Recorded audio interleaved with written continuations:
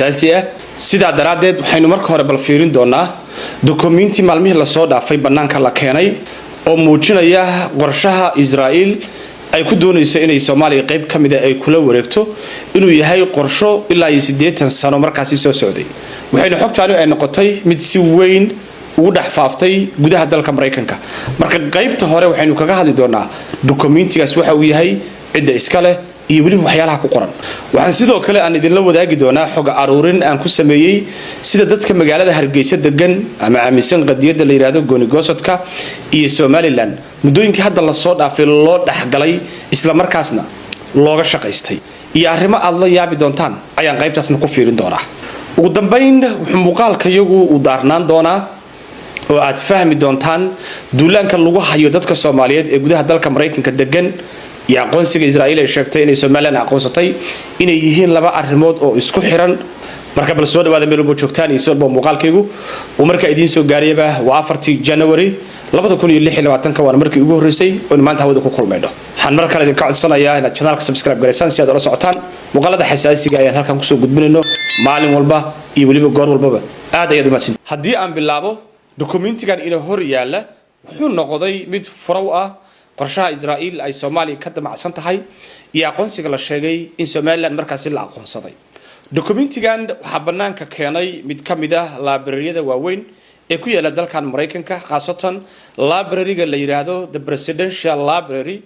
oo ah mid kamid ah kuwa ugu waaweyn oo dawladda Mareykanku ay leedahay waxayna banaanka ay keeneen 2 December 2014 marka waa dokumenti loogu talagalay dadka arrimaha taariikhda siyaasadda iyo arrimaha barta laakiin wuxuu noqday dokumenti fasiraad u noqda waxa maanta Soomaaliya ka socda iyo qorshaha Israa'iil ay ku sheegtay inay Somaliland ay markaasi ku aqoonsanayso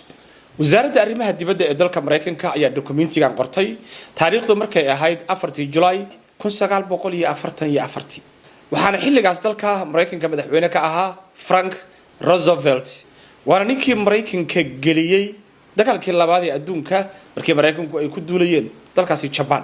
7 December 1941 marka waa 4 sano ka hor xilligii state-ka Israa'iil la yiraahdo lagu dhax sameeyay gudaha dhulka reer Palestine state-ka Israa'iil waxa la sameeyay 1948 waraaqdaana waxay dawladda Mareykanku ay qortay aan idin sharaxi doono 1944 marka waa 4 sano ka hor inta aan state-ka Israa'iil la yiraahdo aan lagu dhax sameeynin gudaha dhulka reer Palestine marka wasaaradda arrimaha dibadda ee dalka Mareykanka ayaa dokumentigan ama waraaqdaani waxay u qortay boqorkii Itoobiya xilligaasi ka talinayay ee Haile Selassie waxayna Mareykanku ay markaasi ka codsanayeen boqorkaas in qayb kamid ah dhulka Soomaali galbeed iyo qayb kamid ah gobolka hadda la yiraahdo Awdal oo la isku daray in laga dhigo dawlad loo sameeyo Israa'iil ama halka la dajiyo qaxootiga Yuhuudaha ee ka soo cararay Yurub in halkaas la dajiyo oo looga dhigo halka dawlad ay Yuhuudu ay leeyihiin markaas lagu sameeyo marka waraaqdu waxay daaran tahay in wasaaradda arrimaha dibadda ee Mareykanku ay ka codsatay Haile Selassie oo xilligaasi boqor u ahaa Itoobiya in dhul halkaas laga gooyo ay Soomaalidu leedahay sida daraadeedna laga dhigo dawlad Israa'iil ay markaasi ay leedahay ama dawlad ay Yuhuudu ay leedahay sida hadda lagu sameeyay ee Palestine oo kale marka qorshahaas Palestine inta la sameeynin ayaa la doonayay in halkan lagu sameeyo state-ka maanta loo yaqaano Israa'iil dawladdaas waxa la doonayay in loo bixiyo Harar Council isla markaana ay noqoto dawlad ay Yuhuudu ay leedahay waxay sidoo kale wasaaradda arrimaha dibadda ee Mareykanku ay soo bandhigtay maapka halka la doonayo in dawladdaasi lagu sameeyo iyo halkii la doonayay in Yuhuudi ka soo qaxday qaaradda Yurub in markaas la dajiyo markii aad fiirisaan maapka ku jira ee dokumentigan ayaad waxaad ka arkaysaan meesha la doonayay in la dajiyo inay tahay meesha yarta ah ee boxku oo markaasi ku sawiran yahay ama rectangle-ku sababta la doonayay in halkan loo dajiyo Yuhuuduna waxaad ka arkaysaan islaamka gudihiisa oo waxaad arkaysaan inay ku taalo badda cas iyo waliba Baabul Mandab sida ka muuqata maapka marka 80 sano ka hor ayaa la doonayay in baabulmandab iyo badda cas qaybta ay Soomaalidu kaga dhow yihiin in markaasi la dejiyo yuhuudda. waxaa sidoo kale dokumentigan ku qoran in shirarkii kala duwanaa ee reer galbeedku ay xiliyadaasi qabsanayeen oo markaasi looga doodayay qaabkii dhulka Soomaaliyeed loo qaybin lahaa in shir ka mid ah xataa maapkan lagu soo bandhigay oo magaalada Philadelphia ee dalkan Mareykanka xataa looga hadlay in halkaasi markaasi la dejiyo yuhuudda. laakiin nasiib wanaag waxaa diiday boqorkii Ethiopia xilligaasi ka talinayay ee Haile Selassie wuxuuna sheegay arrintaas inaysan shaqaynaynin. marka saddex arrimood ayuu ku sababeeyay inuusan arrintaasi ogolayn. qodobka ugu horeeya waa in gobol dhan la siiyo yuhuudda oo ay degaan. wuxuu u arkay arrin aan suurtagal ahayn waana sababtii uu ku diiday. qodob kale markii aad fiirisaanna wuxuu ku sheegayaa in qaxooti badan oo Ethiopian ah oo dagaalkii ay la galeen Talyaaniga ay ilaa hadda aysan haysan guryo iyo meel ay degaan, sidaa daraaddeedna aysan suurtagal ahayn in qaxooti kale markaasi la soo dejiyo dhulka uu boqorkaasi ka talinayay. iyo qodobka saddexaad oo ah in qaxooti reer Yurub ah halkaasi la keeno inay tahay arrin qatar ku ah dhaqaalaha gobolkiisa iyo weliba boqortooyada oo asaga uu ka taliyo. marka ninkaasu wuxuu u arkay in yuhuudda meesha la soo dejiyaa inay asaga xataa ay qatar ku ahayd maadaama Talyaanigu ay marar kala duwan ay isku dhaceen oo xuduudda Soomaali galbeed ay isaga dhaceen horaantii 1934 ayaa xuduudahaas ilaa Soomaali galbeed waxa ka dhacay dagaal u dhaxeeya Ethiopianka iyo isticmaalkii Talyaaniga ahaa. marka cabsi uu ka qabay wuxuu isiraadii la soo dejiyo ama iba adiga naftirkaaga iyo boqortooyadaada ay bicirka la galaan. marka wuu diiday. marka halka waxaynu ka fahmaynaa in dalkeenu uu yahay dal very strategic ah muddo aad u tiro badanna la doonayo in la goosto iyo in la qabsado iyo waliba in lagu beero yuhuudi ka soo qaxday qaarada Yurub. waxaan sidoo kale meeshaas aynu ka arkaynaa in qorshaha dawladda Mareykanku ay kala hayd Soomaaliya 80kii sano ee la soo dhaafay waa runtii qorshe guracan oo la doonayo in Soomaaliya lagu kala qaybiyo. haddaba sidee cunsuriyadda marka lagu hayo Soomaalida Mareykan ay arrintan taariikhda ah ay xiriir oo leedahay iyo waliba sidee aqoonsigan cusub uu xiriir oo leeyahay taariikhdii hore ee in la doonayay in halka yuhuudda la dejiyaa sidee arrimahaas ay xiriir u leeyihiin ayaynu markaa fiirinaynaa. haddaan Soomaalida Mareykanka aan ku hormaro Soomaalida Mareykanka degan waa indhaha ummadda Soomaaliyeed markii si waaqici loo fiiriyo waana halka laga diro dhaqaalaha ugu badan ee Soomaaliya markaas loo diro oo dibadda laga diro. marka waxaa Soomaalida Mareykan loo arkaa awood xoog badan oo aan la dhayalsan karinin haddii la doonayo in qorshe dalkooda ku saabsan la sameeyana waa dad difaaci kara dhaqaale ahaan iyo aqoon ahaanba. waana halkaas meesha ay ka timaaday in Soomaalida Mareykan marka hore duulaan lagu qaado shaydaan loo ekaysiiyo bulshada Mareykan laga hor keeno laga dhiga mujtamac aan hadalkoodu qabasho lahayn markaysan oo dhaqaalahooda la wiiqo oo kuwa xilalka haya xilalka laga tuuro oo ummadda laga dhax saaro markii ayaga la burburiyo ee dalkooda la qabsan karaa ayaa ka muuqata wax socda. Soomaalida Mareykanka degan waa dadka ugu tirada badan oo siyaasadda Soomaaliya ka qayb gala waana dadka ugu tirada badan ee aqoon-yahanada ah ee Soomaalidu meesha ay degan yihiin oo gudaha dalkan Mareykanka. ma jiro dal kale oo qurba ah oo sidaan ay Soomaalidu ugu xoogan tahay dhaqaale ugu haystaan xilal ugu haystaan oo ay markaasi ugu xasileen. haddaan tusaale yar ka bixiyo sida Soomaalida Mareykanka degan ay saameyn ugu leeyihiin dalka Soomaaliya iyo siyaasadda Soomaaliya waxaad ka garan kartaa in madaxweynihii sagaalaad ee Soomaaliya Maxamed Cabdullaahi Farmaajo uu ka mid ahaa dadka reer Mareykan. horey uu soo noqday ra'iisul wasaare dalka Soomaaliya in Cabdullaahi Cali Gaas uu ka mid yahay Soomaalida reer Mareykan. horey uu soo noqday ra'iisul wasaare dalka Soomaaliya Umar Cabdirashiid wuxuu ka mid yahay Soomaalida Mareykanka deganay wuxuu soo noqday ra'iisul wasaare listiga wuu soconaya laga soo bilaabo madaxweyne ilaa iyo baarlamaan. ma jiro xilal aysan Soomaalida Mareykan aysan gudaha Soomaaliya aysan ka qabanin. ambassadorka Soomaaliya u fadhiya qaramada midoobay haddana noqday madaxweynaha Security Councilka Abu Karbaale reer kale ma soo hayo ahaa asaga xataa waa reer Mareykan lama koobi karayo. xildhibaanada hadda dawladda Soomaaliya ku jira kuwooda ugu tirada badan halkaan ay ka yimaadeen wasiirka maaliyadda magaaladan uu ka yimaado hadda lama soo koobi karo. xilalka ay hayaan Soomaalida dalkan degan way gudaha Mareykanka ay ka hayaan ilaa iyo konton xilal ka badan bay ka hayaan aqoon-yahamada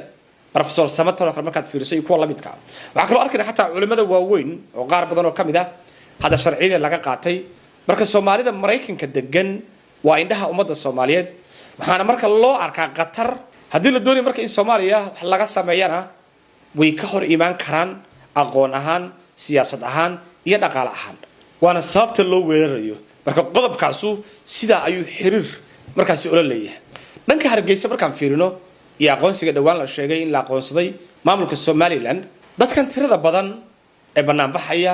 ee caalamka Israa'iil wata ee markaasi leefleefaya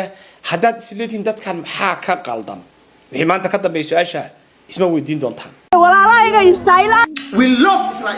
Israel. Yuhuudaan isku qodanay. Israel baan ahay anigu. Soo dhaweey Yuhuud. Yuhuud doon soo dhaweynayna. Waaban iskuursanaynaa magaalada. iyaga baan dadka isugu xignaaye. Yuhuud cid kala dheeraysan ma jirto. Sheekh saxaaqi Israel buu hadda muslina. Ama Carabiyeyntii waanu ka baxnay anagu cilmaaniyiin baanu nahay. anagu deemaana doonin islaamnimo maana baadi doonin 35 sano. Aakhira janteeda. Yuhuudaan oo kii dhaantay. Israel beekado. Soomaalidii ximeyda qarmuunayd baynu ka hoos baxnay. Xunku dhalay waan ka banaan baxay maanta. Diirayna kala fureenay faqash. Alxamdulillah. muslimnimo nimaan kugu dhaqay Muuminimo khaasa. Gaal maxasta ku dhaw. Dowlad magaciisa dhaama. Waa Israel soo saaxiibaniin. Tooda Israel. waana dad horay loo dhaxgalay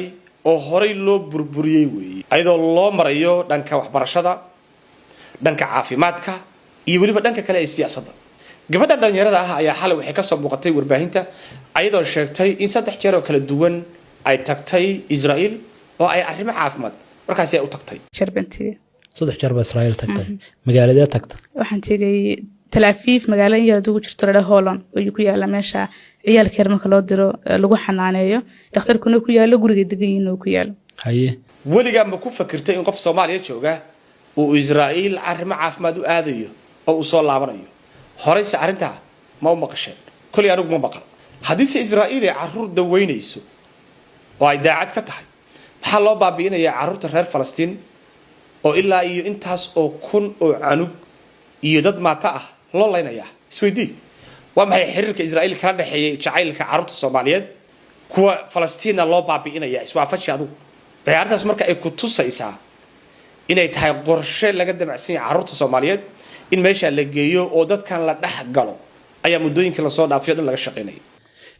bal noo waran markaad halkan ka baxday carruurta qaaday carruurta iyo sida loogu adeegay ma bal si guud noo waran horta ciyaalkan yaryari marka koobaad horta dhakhtarka meesha tagayaan marka hore socdaan waxa weyn organization la yiraahdo Save Child Heart organization kaasi waxa aasaasay in Israa'iiliya wuxuu ka dhisan yahay wadanka Israa'iil waxay gabadhan ay intaasi ay raacisay in hay'ad ay jirto carruurta soo daweysa waliba dhanka wadnaha ka daweysa oo markaasi carruurta inta Soomaaliland ka qaadageysa Israa'iil ka bacda la soo celiyo hay'adan oo ay gabadhu ay sheegtay inay tahay hay'ad Israa'iiliya oo magaceeda la yiraahdo Save Child Heart la yiraahdo waana hay'ad muddooyinkii la soo dhaafay oo dhan ka shaqeynaysay gudaha Hargeysa iyo Soomaaliland gabadhu waxay leedahay ayaabihii hadda ugu dambeysay ilaa iyo pandemigii ayay timaaday gudaha Soomaaliland laakiin hadalkaas xaqiiqo ma ahan markii aan raadiyay ayaa waxaan soo ogaaday in 22 sano ee la soo dhaafay ay hay'adan ka shaqeynaysay gudaha Soomaaliland hay'adan cidda kaliya ay u qaabilsan gudaha Soomaaliland waa isbitaalka ay leedahay islaanta magaceeda la yiraahdo Adna aniga waxaan yaani ku hadlay afkii ay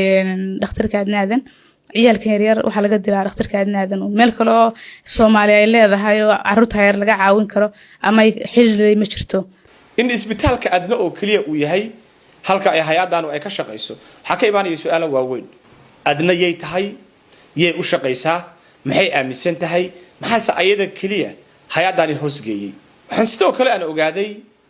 waad la yaabi doontaan magaca Adna la yiraahdo weli ma isweydiisan magacaasi halka uu ka yimaaday originkiisii iyo cid iska lahayd magacaasu originkiisii waa magac ka yimaaday luqadda Hebrew-ga la yiraahdo ee Israa'iil ay ku hadlaan magacuna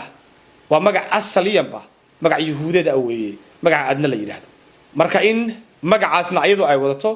isla markaas carruurtan ay halkaas ay geynayso waa arrin suspicious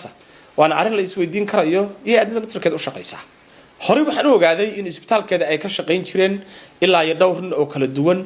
oo dhammaantoodba ummadda gaalaysiin jiray waana dadkii ay isku dhaceen wariye cabdimaalig muuse coldoon ilaa iyo maantana dartoodba u xiran yahay cidda uu xiran yahay cabdimaalig muuse coldoon waa aadna weeye halka la iska arkayna waa inuu asagu uu fahmay in nimanka u shaqeeya isbitaalkeeda ay yihiin mid ka mid ah xataa public u sheegay inay markaasi ummadda ay gaalaysiiyaan islaanta aadna la yiraahdo lama yaqaan xilka ay hayso hadda ka hor wasiir ayay ku magacaawneed laakiin waxaa muuqata inay Soomaaliland ka tahay mulkiile aan xilkeedu uusan dhicin mar kale yay u shaqaysaa yaa meesha ku haya islaantan wajigeeda markii aad fiiriso iyo featureskeeda waxaad isweydiinaysaa horta ma Soomaali ba waa maleen inay Soomaali tahay waxay sheegataa in hooyadeed ay ahayd Island West Africana aabaheedna uu Soomaali ahaa laakiin markaad visualkeeda fiiriso iyo wajigeeda iyo qaabka ay u labisato intaba kama muuqdaan dhaqan iyo suurad Soomaaliyeed midna kama muuqato Soomaalidu waa dad unique ah waa dad suuradooda la yaqaano waa dad dhaqankooda iyo dharkooda iyo waxay xirtaan la yaqaano laakiin islaantaanu waa islaan ka duwan dadka Soomaaliyeed dhaqan ahaan iyo muuqaal ahaanba sawirkan aad arkaysaan waa qaar ka mid ah islaamo madow ah oo Afrikaan ah oo aaminsan diinta Yuhuudda dharka ay qabaan markaad fiiriso waxaad isleedahay waxay aad iyo aad ugu egyihiin dharka islaantan waa ay xirato laakiin waxay aaminsan tahay anigu ma aqaano Allahu a'lam ninkii qaba jiray ee Soomaaliya ka soo noqday ra'iisul wasaaraha Maxamed Ibrahim Cigaal ayaa 1995kii u qoray waraaq Israa'iil asagoo markaas Israa'iil u sheegayay inay Soomaaliland tahay meel istaraatiijig ah oo ay Israa'iil ka maamuli karto dunida muslimka sidaas uu leeyahay waxay ku taalaa Soomaaliland meel istaraatiijig ah oo aad kala socon kartaan dalkiina aad ka difaacan kartaan ayay ku taalaa marka nala shaqeeya oo noo imaada oo na aqoonsada ayuu ka codsanayay in 1995 mar kale maxaa isku soo beegay aadna waxay ka shaqeyso isbitaalkeeda inuu mataqaanadka Israa'iil u geeyo ayadoo ay tahay qof su'aala ka imaanayaan iyo in ninkeeda uu horay Israa'iil connection noocaaya uu markaasi oo la sameyn jiray marka dadka Hargeysa jooga ee aad la yaaban tihiin waa ummad hore loo dhaxgalay waa ummad laga faa'iideystay waa ummad wajigoodu idin muuqdo laakiin dhuuxii hoose hore looga burburiyay weey tusaale kale idin tusaya ninkii sameeyay iskuulka magaciisa abaarsan la yiraahdo oo magaciisa Jonathan Star la yiraahdo asalkiisu wuxuu ahaa Yuhuud reerkiisuna waa Yuhuud inkastoo 2022kii uu sheegay inuu soo islaamay kadib markii pressure xoog leh ay saareen wariyaasha sida Cabdimaalig Muuse Coldoon marka islaamnimadiisu ama pressure-ka lagu dajinayba bas waa wad dab ah weeye lama garanayo laakiin iskuulkaas ninka sameeyay waa ninkaas laakiin iskuulkaas isaga sameeyay markuu sameynayna wuxuu ahaa Yuhuud askartii dhawaan timaaday magaalada Hargeysa ee kooxda ahayd ee kaamirooyinka watay ummadana u sheegay inay wariyaal yihiin laakiin dhamaantood askar ka mid ah kuwii xasuuq ka geystay magaalada Gaza kalsoonidii ay ku yimaadeen magaalada Hargeysa oo sida public ay u wareegayeen ayagoon xataa hubaan haysanin ayagoon cabsanaynin waxay doonaan ay sameynayeen arrin laga shaqeeyay weey maahan arrin hal habeen cirka ka soo dhacday maahan waa qorshe muddo badan laga shaqeynayay waa meel mar hore la sahansaday weey meeshaas nin ka mid ah nimanka wariyaasha iska dhigayay waa nin aad caan uga ah dunida reer galbeedka dadku inay yaqaanaan baan u qabay laakiin waxa muuqata inaysan aqoonin kan dhalinyarada ah magaciisa Rabino ayaa la yiraahdaa Rabino Yusuf ayaa la yiraahdaa waana asalkiisu uu Talyaani yahay laakiin asagu Yuhuuda isla markaasna kamid ahaa ciidamadii dhibaatada ba'an ka geystay gudaha magaalada Gaza waa askari la yaqaano mana ahaba nin qariya markaad fiirso Facebook-giisa ilaa 500,000 qof baa ku xiran daqiiqad buu u soo dhigi jiray asagoo hubaysan iyo asagoo difaac ku jira iyo asagoo baabi'inaya dadka shacabka ah ee reer Falastiin waa kana sawirkiisii asagoo ciidamada kamid ah oo sigaar cabaya sidoo kale waa kana asagoo dagaalka ku jira oo hub iyo kaarayaal iyo tangiyo markaas dhexda uga jira marka nin qariyaba ma ahan waxa ay dhanna waxay ku jiraan baraha uu ku leeyahay bulshada oo waa public marka ninkaas waxa la doonayaa in ummadda loo sheego inuu ahaa wariye madax bannaan baa ummadda loo sheegaya waa ninkii gabdhaha naqaabka ka siibayay gacmaha gabdhaha haystay sidaana ay gabdhuhu naasaha ugu garaacayeen weey markaysan ilaa hadda cid ka hadli kartaa ma jirto laba wadaada baa ka hadlay labaduba xabsi baa la geliyay laakiin wadaadada kale waa weyn aynu naqaano hebel iyo hebel leh ee Mustafa ka mid yahay hal loo hadli karo lama arko kulligood waayo waa dad horay loo tijaabiyay oo aan aragti ka dhiiban karin wax deegaankooda ka socda way conclusion-kayga marka waxa weeye qorshaha Israa'iil ay sheegtay inay Soomaaliya ku aqoonsatay waa qorsho 80 sano jira ee aan hadda soo bilaabanin duulaanka lagu soo qaaday Soomaalida Mareykan loo arkaa in qorshahaasi ay ka hor iman karto markii laga hadlayo aqoon ahaan dhaqaale ahaan iyo cod ahaanba maadaama ay ku jiraan dad badan oo xasaanad dalkan ku leh iyo dad badan oo xilal soo qabtay oo siyaasiyiin ah iyo aqoon-yahano ah iyo kuwa Soomaali xataa xilligan xilal kala duwan ka haya marka Soomaalida Mareykan in marka hore la shaqaameeyo waa qaar ka mid ah qorshaha dalkeena qaar lagu goosan rabo marka intaas muuqaalka ku soo koobaya assalamu alaykum warahmatullahi ta'ala wa barakatuh